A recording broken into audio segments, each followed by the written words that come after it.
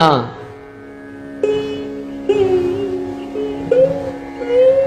એક દ્વાર ઉપર રૂપા પોળિયા કરીને કીર્તન ગાતો. હવે આ સંગીત એવી વસ્તુ છે કે તમને એની સમજ હોય ને જરા પણ, એટલે કોઈક બેસુરું ગાય કે આડું અવડું ગાય એટલે તમારું આમ માથું જાય સીધું. હા, જેને ખબર પડતી હોય એને. હા, ના ખબર પડતી હોય એને તો બધું સરખું જ છે. હા, જી વાગતું હોય. પણ જેને સંગીતમાં ખબર પડતી હોય એને જરાક પણ કોઈ બે તાલો થાય કે બે સુરો થાય એટલે એનો મગજ જાય સીધો કે આ કેવું ગાય છે. ગોવિંદ સ્વામી પ્રકાંડ વિદ્વાન સંગીતજ્ઞ, અને રાત્રે આ રૂપા પોળિયો એ પણ અદભુત છો, એ પણ અદભુત ભગવત ચરિત્ર છે. આ એ કોઈ સાધારણ નથી. રૂપા પોળિયા ના માતા પિતા જયારે પહોંચી ગયા ત્યારે ગુસાઈજીના શરણે આવ્યો અને વિનંતી કરી કે મને આપનું શરણ આપો. શ્રી ગુસાઈજીને કીધું આપનો સેવક કરો અને જે આપ ટેલ કહેશો એ કરીશ. એ શ્રી ગુસાઈજી આપ એને પૂછે છે કે રૂપા તને કામ શું આવડે છે? સેવા આપું, ટેલ આપું, પણ કઈક આવડત તો જોઈએ ને. એટલે શું, કઈ સેવા આપું તને, શું સેવા આવડે છે? એટલે રૂપા હાથ જોડીને કહે છે કે મને કાંઈ નથી આવડતું, કોઈ કામ નથી આવડતું, કોઈ સેવા નથી આવડતી.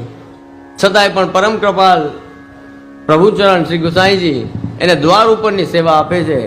જો આ પ્રસંગથી સમજવાનું છે કે કોઈ સેવા નાની નથી હો. ચાહે બુહારી કરો કે ચાહે દ્વાર ઉપરની સેવા કરો કે ચાહે કાંઈ પણ, કારણ કે કરીએ છીએ કોની સેવા? આપણે પૂર્ણ પુરુષોત્તમની કરીએ છીએ. સેવા કોઈ પણ કરો એ નાની નથી. એને નાની કે સામાન્ય કે સાધારણ માનવી નહીં. રૂપા પોળિયાને દ્વારની સેવા છે. ગુસાઈજી આજ્ઞા કરી છે કે દ્વાર મંગલ થઈ જાય ત્યારે તારે અહીંયા બેસવાનું, અંદરથી કોઈ બહાર ના આવે, બહારથી કોઈ અંદર ના જાય, તારે ધ્યાન રાખવાનું. રૂપા કે ભલે પ્રભુ, આપ જે આજ્ઞા કરો એ સેવા કરીશ. એ દ્વાર ઉપર ઉભા ઉભા રૂપા પોળિયા રાતના લલકારે, જેવું આવડે એવું લલકારે. એને કોઈ જ્ઞાન નતું કે આ રાગ છે ને આવી રીતે. એને તો એમ થાય કે અષ્ટસખા બધા શ્રીનાથજીની સામે ગાતા હોય તો હું એ કઈક ગાઉં, એટલે આમ ગાય. અમારે એક મથુરામાં ચોબાજી હતા, જેને પેલા કહેવાય ને સાક્ષાત દુશ્મન સંગીતના. એને કહીએ ને કેદારો કરવો એટલે દેકારો કરી દે. કેદારો તો ના થાય પણ દેકારો થઈ જાય. એકવાર શ્રી રસિકરાયજી તાજજીનો સંગીતનો કાર્યક્રમ હતો અને એ ભાઈને આમ તો તાજજીથી ભૂલ જ થઈ ગઈ કે ત્યાં જઈને હાર્મોનિયમ ને બધું ગોઠવી આવ, બરાબર ગોઠવી સાફ સફાઈ કરી અને આવતું પાછું. એ ગયા ચોબાજી ત્યાં, એટલે હાર્મોનિયમ આમ બિરાજતું બરાબર ગોઠવું, તાજજી જ્યાં બિરાજવાના હતા, અને કપડાથી આમ સાફ કરે બરાબર.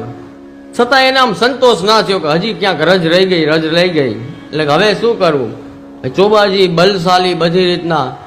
હવે સંગીત એવી વસ્તુ છે કે નાજુક છે, એમાં બલ પ્રયોગ ને બધું ના હોય, એના વાદ્ય એવા હોય, કોમલ હોય. હા, એટલે આને એમ થયું કે હજી સફાઈ નથી થઈ બરાબર, બરાબર સાફ કરી લો. એટલે હાર્મોનિયમ ઉપાડીને આમ કરીને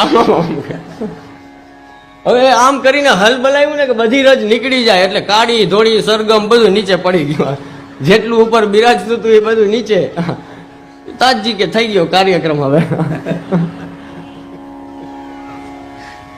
જે સંગીત જાણતા નથી એને આવા બધા થતા હોય. હાલ રૂપા પોળિયાને સ્નાન સૂતક નો એ સંબંધ નહીં સંગીત સાથે, કાંઈ કોઈ લેવા દેવા નહીં, એને કાંઈ આવડતું જ નથી. છતાં એક વસ્તુ એનામાં છે, શું તો કે ભાવ. મારે શ્રીનાથજીને કીર્તન સંભળાવવું છે, બસ એક ભાવ છે ને એનાથી એ લલકારે છે, ગાય છે. ગોવિંદ સ્વામી સાંભળે છે કે અરે આ કોણ બેસુરો અત્યારે રાતના શ્રીનાથજીને પરિશ્રમ આપે છે, શ્રીનાથજી બાબા પોઢી ગયા છે અને આ ખોટે ખોટો લલકારે છે. બંધ કરાયું. શ્રીનાથજી પોઢી જાય પછી આવા ખોટા દેકારા નહીં કરવાના. કીર્તન બંધ કરી દીધું રૂપા પોળિયાનું. કારણ કે ગોવિંદ સ્વામી તો કૃપાપાત્ર, ગોવર્ધન ધરણના કૃપાપાત્ર, ગુસાઈજીના કૃપાપાત્ર. શ્રીનાથજી બાવાના નેત્રો સવારના ગુસાઈજી મંદિરમાં પધારે છે તો લાલ લાલ છે. આપ ખૂબ પ્રેમથી વાલથી ગોવર્ધન ધરણને પૂછે છે કે બાવા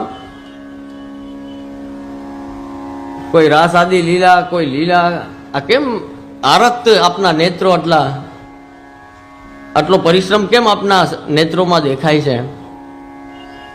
ત્યારે શ્રીજી બાબા કહે છે કે ગોવિંદ સ્વામીએ રૂપાને ગાતા બંધ કરાવ્યો એટલે અમને રાત્રે ઊંઘ ના આવી. હવે વિચાર કરો, કોઈ સંગીત જાણતો નથી, કોઈ સરગમ, કોઈ રાગનું જ્ઞાન નથી, એવા રૂપા પોળિયા ખાલી લલકારે છે, ખાલી એની ભાવની મસ્તીમાં ગાય છે અને શ્રીજી બાબા પોઢે છે. અને જે દિવસે રૂપો ગાતો નથી તે દિવસે શ્રીજી બાબા પોઢતા નથી. આવી કૃપા પુષ્ટિ માર્ગ સિવાય શક્ય નથી કે ક્યાંય થાય. મહાપ્રભુજીના માર્ગમાં જ થાય. એ રૂપાને શ્રીનાથજી બાબાએ એવી કૃપા કરી છે કે રાસના દર્શન કરાવ્યા છે. આ 15 થી ખખડાવે કે રૂપા ખોલ ખોલ દરવાજો,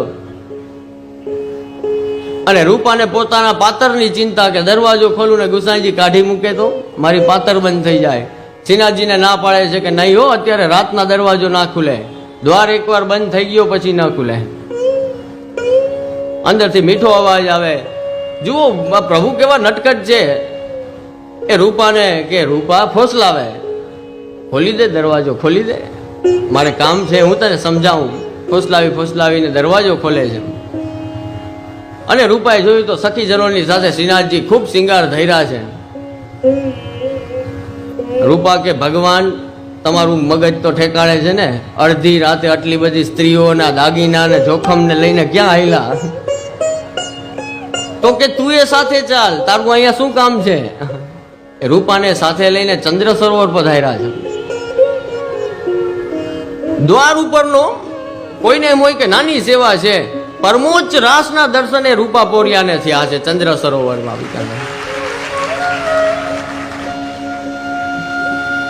અને શ્રીનાથજીને તો કઈ પડી નથી, રાસ થઈ ગયો એટલે બધા શિંગાર ને બધું ત્યાં જ મૂકીને પધારી ગયા પાછા મંદિરમાં. સવારના આખું એ બધું શિંગારનું પોટલું કરી અને ગુસાઈજી પાસે ગયો છે કે પ્રભુ આ તમારા ભગવાન છે ને જરાય જવાબદારી વાળા નથી, કે બધું બધે રખડાવીને આવી જાય છે, જો કે મેં સંભાળીને આવ્યું. ગુસાઈજી ખૂબ પ્રસન્ન થયા છે કે રૂપા તારા ભાગ્યની શું સરાહના કરવી કે તને રાસના દર્શન ગોવર્ધન ધરણે કરાવ્યા. અહીંયા જિંદગી નીકળી જાય છે, ઘણા એના જન્મો વયા જાય છે, તો એ રાસના શું કોઈ દર્શન નથી થતા. જ્યારે રૂપાને દ્વાર ઉપરની સેવા કરતા કરતા પ્રભુએ રાસના દર્શન કરાવ્યા. કૃપા અને વરસાદ આ બેનો કોઈ નિયમ ના હોય તો ગમે ત્યાં થાય, ગમે એની ઉપર થાય અને ગમે એટલી થાય. વરસાદને બાંધી શકો તમે? અહીંયા જ થશે, આટલામાં જ થશે? આ અનુમાન લગાડે છે